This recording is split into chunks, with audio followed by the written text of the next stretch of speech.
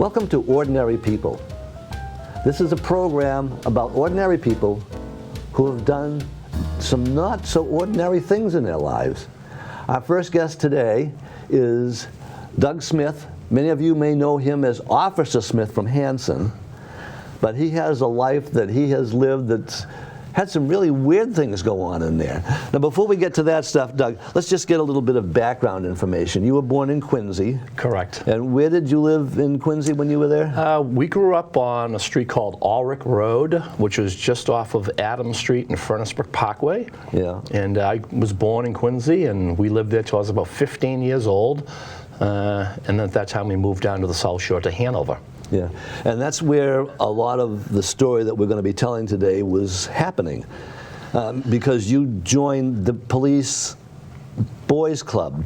Correct. Down in Hanover. Yes. And you picked an activity in there. How did you happen to pick the activity that you really got involved in? Well, I ended up joining the boys club just because it was the local gym, and being a new kid in town, I was just trying to, make friends, and so that was the place to go. And I ended up getting into their boxing program. And my father didn't really want me to box because he actually was a paid sparring partner as a boxer, and he realized how dangerous it could be. Yeah, he's the kind of guy that got knocked around and didn't get to knock anybody else around. Correct. And so he had a side job where he really, he worked for the phone company, but he also boxed on the side. And like you said, he, probably got knocked around by a lot of the champions, so to speak. Yeah. But I joined the boys club, like I said, and I got into their boxing program kind of behind his back, and it just was something I ended up loving. And it took me to a lot of the local tournaments, including the New England Golden Gloves, and I made it to the finals. I didn't win it, but I was happy for my performance to get to the finals, because it's quite a process to get there. Yeah. Now, when I was reading some of the material, some of which you had a hand in writing, you said, well, I wasn't too happy about going all these long distance bouts. I wanted something where I could just get in there and mess things up for a little bit. And is that what got you interested in hockey? So I was a real late bloomer in hockey. I never played hockey as a kid growing up, and although a lot of my friends did, I enjoyed the game. I would watch the Bruins, of course, yeah. And but because of my boxing background, I enjoyed hockey fighting, which back in the 80s and into the 90s was a big deal. Every team in the NHL would have so many tough guys, right? And I'm sure you would remember guys like O'Reilly and stuff like that. Yeah. And so I enjoyed that aspect of the game, as barbaric as it may sound, but like to your point, those were quick fights. You could get in and out. Now, you could really get hurt too. There's no gloves like boxing, and there's no headgear like boxing, so it's a risk. Yeah. Well, it's also, one of those things you talk about, you like the fighting in hockey. Almost every hockey fan enjoys a good fight. Of course. I mean, listen, when the gloves come off and two guys square off in hockey, no one's getting out of their seat to go get a popcorn or a drink. Yeah. They all stand to watch it. So they love it. It's kind of like that old joke about going to a fight and a hockey game broke out. Right. So you also said that you used to spend a lot of time watching hockey fight videos with a friend of yours. Kind of a twisted hobby, so to speak. But yeah, we enjoyed fighting that much that we would buy these VHS hockey fight videos, and we would watch all our favorite tough guys throughout hockey, and fighting. And my friend that you mentioned, his name was Adam Fratazio. I grew up in the neighborhood with the Fratazio family. There was 9 of them. And they were all sports-oriented kids, which is how I gravitated towards them. And Adam was really the one, he was the catalyst for getting me on the ice at 19 years old to learn hockey, but specifically to learn fighting.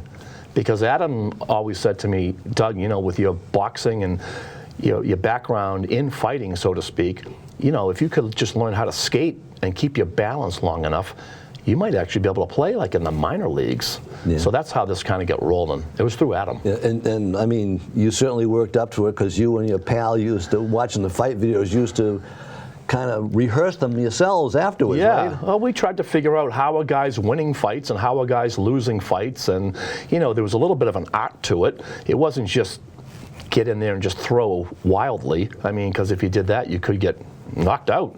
Because that was probably the way some of your fights went when you finished watching the videos, right? Yeah, unfortunately, sometimes they're out of control. So now you were 19. Correct. What was the next step for you in trying to play hockey? Well, after I spent a couple of years just doing all the basics, you know, I was just learning like a little kid. And I used to take actually power skating lessons with little kids. I would go on Tuesday and Thursday nights to the Pembroke rink, and I would skate with kids that are like 8, 9, 10 years old. And I remember saying to the instructor at like 20, at 6'2", 250 pounds, that I have a dream. I just learned how to skate last year, but I think I can make it in the minors and be a fighter. And I remember the instructor looking at me like saying, okay, whatever. Where's my $20? And you can go skate and fall down with all the little kids. Yeah. And that's how it kind of evolved. But to get into a league and to learn the game a little bit was another big step for me, which I finally accomplished when I was 21. I played in my first organized hockey league. Was that a local amateur league? It was. There was one in the Hingham area, and there was one in Boston. So I kind of bounced around because at this point I picked up the skating part of it relatively quickly. And I was athletic, of course, but I didn't care so much about playing the game as like I said earlier, it was more about balance.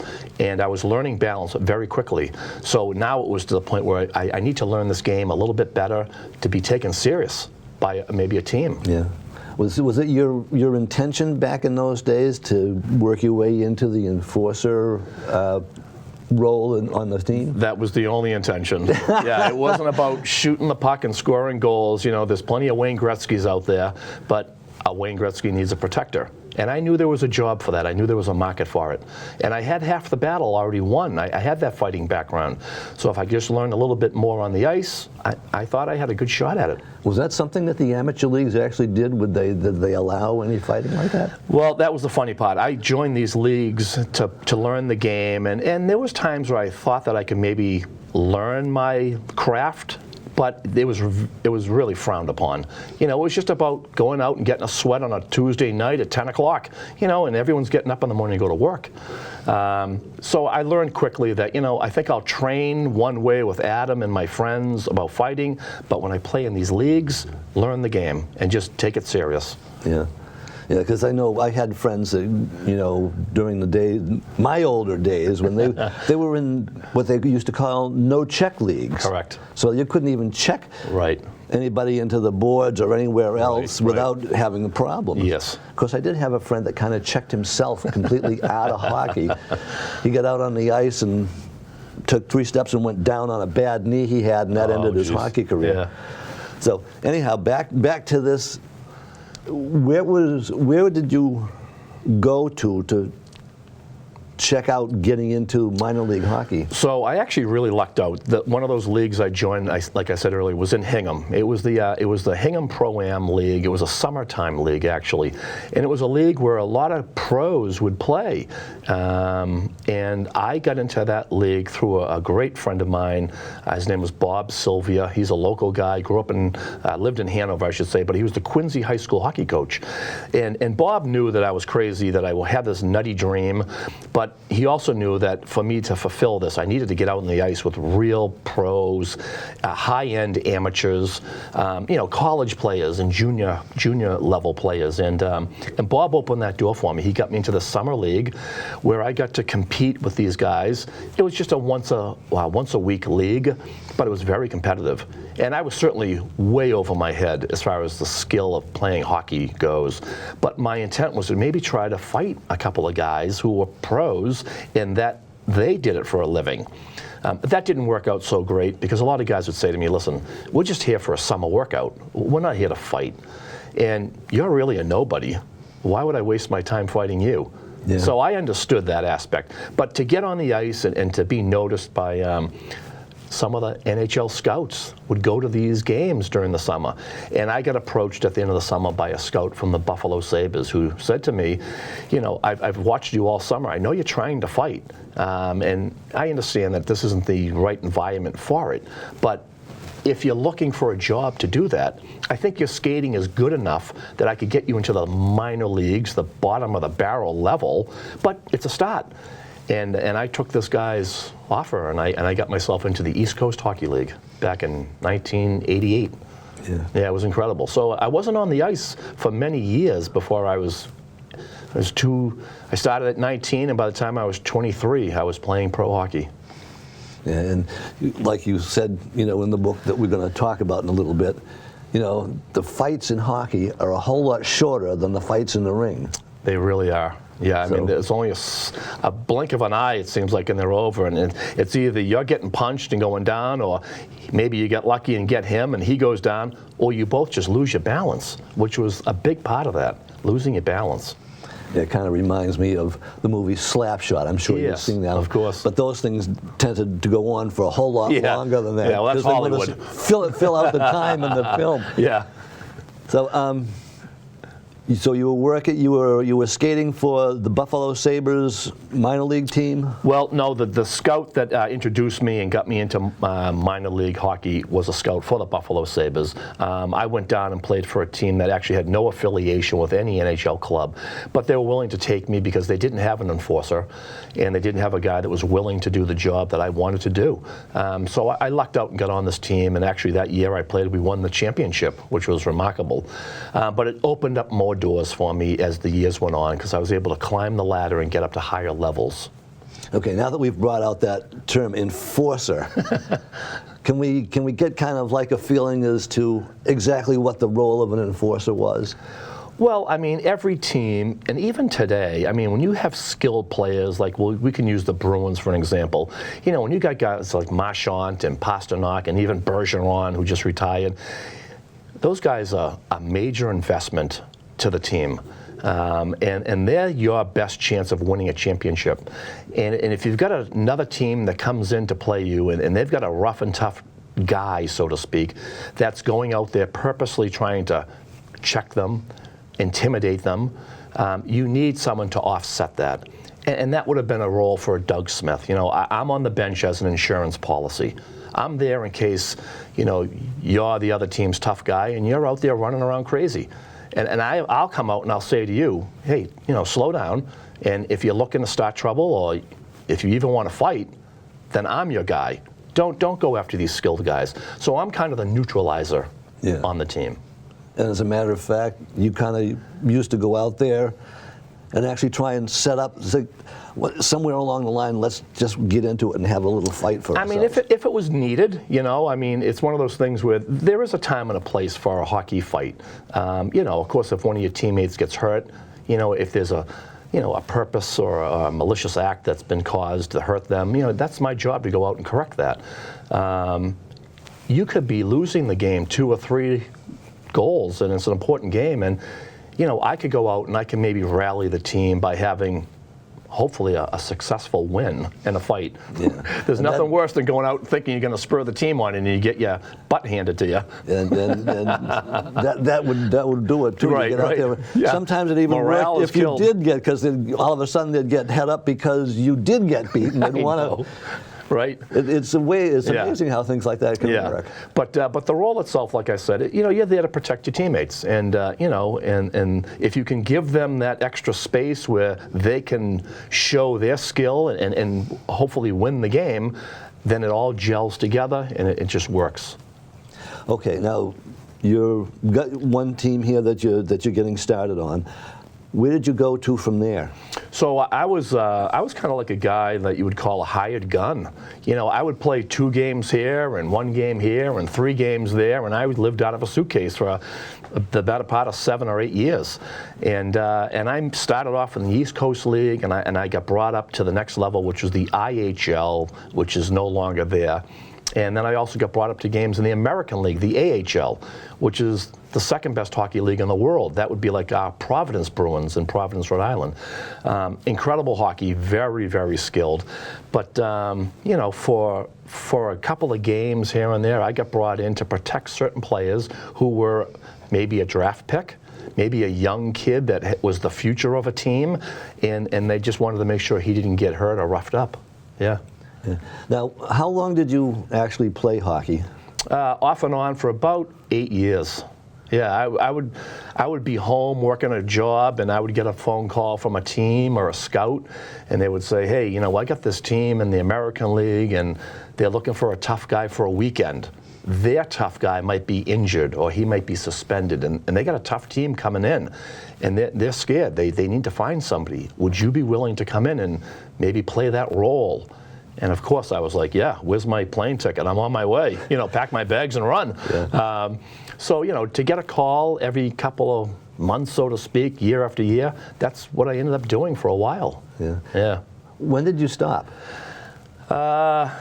You know, it just came a time where I realized it wasn't going to be a career for me. You know, I wasn't staying on a specific team for a full season and committed to a team or, you know, or signed a contract. Again, like I said, I would pick up games sporadically here and there throughout each season over a 7-8 year period. And again, I just realized it was a dream come true. And I was loving every phone call I ever got and every invitation. But it just wasn't a real career. And I always had a side job waiting for me in the town of Hanover. I could be a police officer. I had met, like we spoke about that gym earlier, the Hanover Police Boys Club. And as a kid growing up there at 15 years old and all through my teens, through high school, I got to associate and hang out with a lot of police officers, including the chief of police. And they'd all go there and work out and, you know, do their thing. And I always knew I wanted to always be a motorcycle police officer. And so I always knew I had a job waiting for me. And at one point, I just finally said, you know what? I've lived this crazy dream. You know, at 19 years old, I'm skating at Hackett's Pond in Hanover. And at 23, I'm playing basically pro hockey. I think I've lived my dream. So it was time, like you said at one point, just to say, it's time to move on to a real career, which I'm still into that same career today. I'm a cop in Hanson. Right. And what was it? Did you have to? You had the job. Was it as like an auxiliary policeman? Yeah, I started off as a part-time guy, a special, and I worked in Hanover for almost 9 years, and waiting to get on full-time when there'd be an opening. And Hanover just didn't pan out for one reason or another, but back in, I believe it was 1999, there was an opening in Hanson. And I put my name in for it, and I got an interview, and I ended up getting a job in Hanson. Okay, and then you went through the academy. Correct. And all that. Yeah. Now, where did the book come in? So the book came in around, I'd say around the year 2000. Adam and I, we'd always talk about the good old days, right? The days how you made it from Hackett's Pond as an ankle bender, skating, you know, around, and to play pro hockey it was just the wildest dream ever come true. And Adam always said we should write a book. And I just always said to Adam, listen, I'm not writing a book. Like, you know, I'm just not that guy. If you want to write a book, do your thing. So it's really Adam who he chronologically put it in order. And the story is told that way, from how I started to how it finished. And we got a company to buy it, Random House Books. Well, that's a big publisher, too. That's a big publishing company, and they offered to buy it, and they would do everything. They'd edit it, they'd publish it, they'd distribute it, and we lucked out. We found the right guy who read a couple of chapters of it prior, and he loved the story. He just loved the realism of the story, and the underdog, and the long shot of the whole success of it. And so we had our book published through them, and yeah, we did very well. Now, how long did it take that to actually do the writing on that? Adam spent a couple of years, because he did a lot of research, and Adam was pretty diligent about trying to find, for quotes, all the guys that I fought at every level. He tried to reach out and get in touch with everyone to say, you know, do you remember Doug Smith? You know, you might have only fought him once, but do you remember this guy? I'm writing a book. I'd love to get your take on him and that night you guys had your fight. And that's how Adam kind of put the book together, with a lot of different quotes and stories from each and every guy I went to battle with. Yeah. Yeah. So, and the title. Yeah. Goon. And how did that come to be? Yeah, so the term goon is just kind of a word. It's been part of hockey fighting for a long time in the pro ranks. You're a goon if you go out and fight. Well, it's not a goon. It's not a term that a lot of people like to hear. Like, I didn't consider myself a goon. I think of a goon as a guy that's really going out there purposely trying to hurt somebody, and that wasn't my angle. But we used it for the title because we knew it was a grabber. We knew that when you saw the picture on the cover of the book, which happens to be my face after a fight with a big black eye and a big cut on my nose, and it's a beautiful hockey fight picture. But with the title Goon pasted onto it, we knew that cover would sell, and it did. And anybody wanting to find it will go do a hunt on the internet, and they'll see that picture looking at you from the cover of that book. So now the next step, after it gets published, it sells. Must have sold pretty reasonably. We did very because well. Yeah, we did very well. Somebody came up with the idea of making a movie out of it. Yeah, the story I heard was that a Hollywood writer who is on a writing team, the guys that write scripts. And this guy, I remember talking to someone who told me he was in Chicago, he was at an airport, he saw the cover of my book, the picture and the title like we just said, and he said as soon as he saw it, he knew it was about hockey fighting, and he's a sports guy. And so he bought the book, and he said he read it from the time the plane took off to the time the plane landed. He finished the whole book, and he was on the phone, he said immediately, saying, we need to make a movie about hockey enforcers because they're such a huge part of the game. And we don't have to use this guy specifically, but we can use this book as a base because there's some really great stories in here about the lifestyle of a minor league tough guy. And that's kind of how it got rolling. Yeah. So when I was checking things out, your friend Adam had a role in writing the screenplay too, didn't he? So what they did with the screenplay was we were kind of consultants in a sense. They had their own script, but they would ask us, they would say, Doug, I have a question for you. What would you do in this situation? Like they would say, you're on the face-off and you're next to the other tough guy. What do you say to him? Or what does he say to you? Just little ins and outs, but that's kind of how we were involved with the first movie anyway. Yeah, and that came out. It did okay in the box office. It did okay. Yeah, that's fair. And then it hit Netflix. Correct. And it turned out to be very successful. As a matter of fact, it may still be running on Netflix. I haven't checked to find out. I think it is, actually, yeah. And that led to a sequel several years later. Right. I think the first one came out in 2012. And I know the original contract called for a trilogy of movies. So they wanted to do 3 in the beginning. Obviously, so far, they've only done 2. The second movie, I was actually in the second movie, a very small little appearance, but it was pretty cool to be on the set, meet all the actors, and hang around with them. Adam came up with me, and the second one was a little more successful at the box office than the first one, but again, like Netflix and all, they still get people to buy it. So. It must have been interesting for some of these guys to go to the casting call, wanted actors who can skate. As a matter of fact, they did that for Slapshot. Correct. And the guy that I was in an acting class with at Emerson was the guy who played Dr. Hook in the movie. Amazing. So he got a pretty decent role out of it. So I personally know Paul D'Amato, who just passed away, actually. Oh. He just passed away a couple of months ago. And I have done a lot of charity events with Paul. He developed a very rare brain cancer, but what a wonderful guy and a legitimate Hollywood actor. Like stage, Broadway. He was in the movie The Deer Hunter. He won an Academy Award. I mean, he was a really good guy. Yeah. He was one of those guys in the acting class that was fairly intense and really wanted to even learn his the face, craft. right? Of course, then again, everybody in there but me was actually that intent on being an actor. I just wanted to do it because I had just needed something to fill in. Sure. And I had done some acting in high school. Right. And it was basically a mime class for the whole time that I was taking it. Right. Most of them did half the year in mime and went to the real acting classes afterwards. But, when I saw that film, I recognized him right away, and I said, "He's got some acting chops." Absolutely. Yeah. So any thoughts yet on whether or not you want to be involved in doing the third sequel? Yeah, Or the second sequel?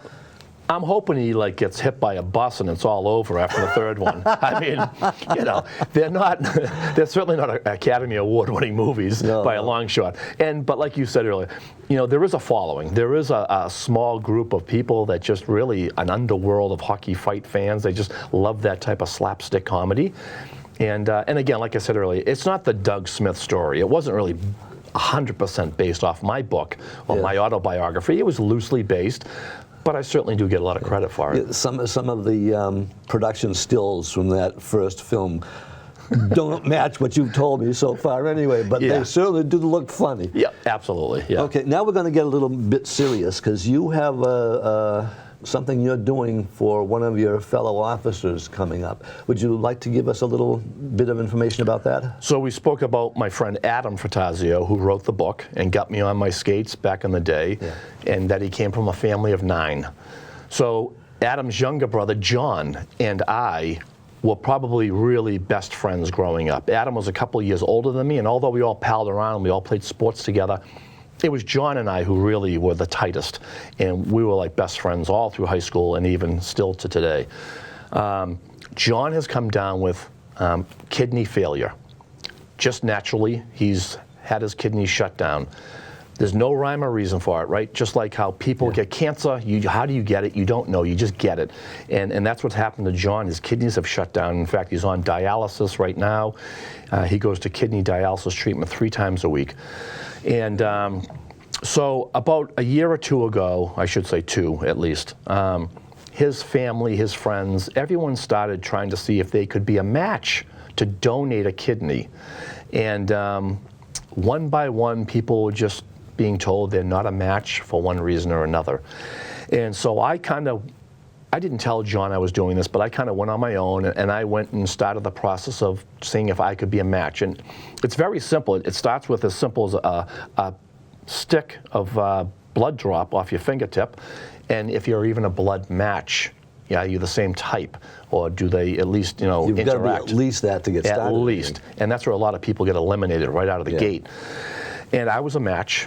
I have like an odd blood type that just happens to match everyone's, and so from there, you just go step by step. You take all these other tests, and for over a year and a half, I've been going through Beth Israel Hospital, the transplant center in Boston, and today I am 1 week away, which would be next Wednesday, the 24th, of donating my kidney to John. Yeah, 24th of April. We have to mention the date, really, because people will be watching this thing 2 years from now and think, oh, he's going about doing it now. It's 2024, and you're going in April 24th. Correct. For the surgery to donate your kidney. Yeah, so, I'm very fortunate. I led a very clean life. And when I say clean life, I mean, like, I don't drink alcohol, ever. And I don't smoke cigarettes, and I certainly don't do any drugs. So John's getting a very healthy kidney. From what the doctors have told me through all the testings and so on. And of course, I'll be left with my other kidney, which I can function with perfectly. And so this is very promising for John, and it's very exciting for me because I'm helping my friend. Yeah. You're a guy with a big heart. Well, I try to say this to everybody. I don't want to be known as, oh, Doug's a hero, and he's, hey, but I say the same thing to everyone. If it was your best friend, you would do it too. You would try to help him. And so that's where I'm at.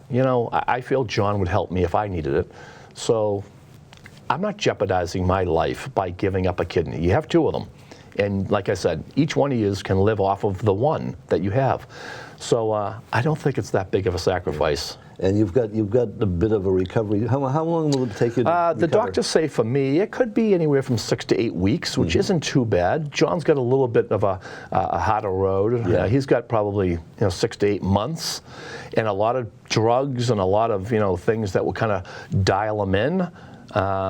But again, like I said, for both of us, it looks very promising. Yeah. Well, Doug, I want to thank you for coming in. I've had a great time talking with you. Thank you very much. I mean, you're a great guy to sit. We could probably go on for hours just going with the hockey story. Yeah. But I just want to say one more thing too, because you have been doing some work that how I met you was through the Bruins Alumni Association Yes. and their charity hockey games. Yes, yeah. And that is just an amazing thing that these guys go out there and they do these Right. games Right. to make money for charities that Right. need something. Yeah, I've had my own 15 minutes of fame, obviously through the movie and the book, and I certainly do a lot of charity work on my own, and I interacted very quickly with the Bruins alumni. I used to see them at a lot of the same charities, and the president, Frank Simonetti, asked me, Doug, why don't you come on board with us? We can work together.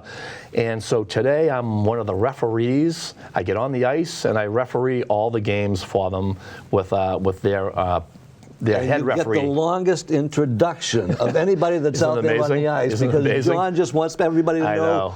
everything Yeah. that you've ever done. Yeah, John, he's a great guy, and like I said, that program is a Class A organization. Yeah. Okay. Yeah. Well, thanks so much for being with us. Thank you for watching, and we'll be having more interviews coming up with ordinary people like Doug who have done things that aren't so ordinary. We'll see you next time. Thanks so much.